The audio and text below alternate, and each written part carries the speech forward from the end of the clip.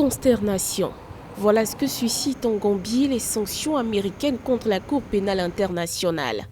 Annoncé le 2 septembre, la mise sur liste noire aux États-Unis d'Amérique de 2 hauts fonctionnaires de la Cour pénale internationale, dont Fatou Bensouda, procureur en chef de l'instance et ressortissante gambienne, est mal appréciée par les hautes autorités gambiennes. Celle-ci appelle à l'annulation de ces sanctions américaines. Ces actes constituent une ingérence flagrante dans le mandat, l'indépendance et l'impartialité de la Cour dans la lutte contre l'impunité des auteurs des crimes les plus graves de portée internationale. En mars dernier, Fatou Bensouda a autorisé l'ouverture d'une enquête visant des militaires américains sur de possibles crimes de guerre et crimes contre l'humanité en Afghanistan. Depuis, la procureure a maintes fois été mise en garde par l'administration Trump, qui met en doute l'impartialité et la légitimité de la CPI. Les sanctions qui ont été prononcées ne concernent pas le pays qu'on appelle la Gambie. Elles concernent un procureur général d'une institution internationale, peu importe sa nationalité. Maintenant, que son pays d'origine réagisse, c'est tout à son honneur. Il fallait bien qu'il fasse quelque chose. Mais je crois que ce pays lui-même sait que c'est par acquis de conscience que la Gambie a exhorté les États-Unis à annuler leurs sanctions. Je ne suis pas sûre qu'ils pèsent d'un poids suffisant pour que leur exhortation puisse faire bouger même un cheveu des autorités américaines. Les instruments juridiques, je ne pense pas non plus qu'ils peuvent en trouver.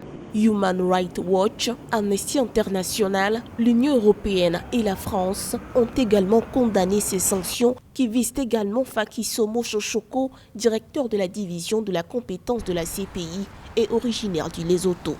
À noter qu'il s'agit des premières sanctions contre une instance internationale.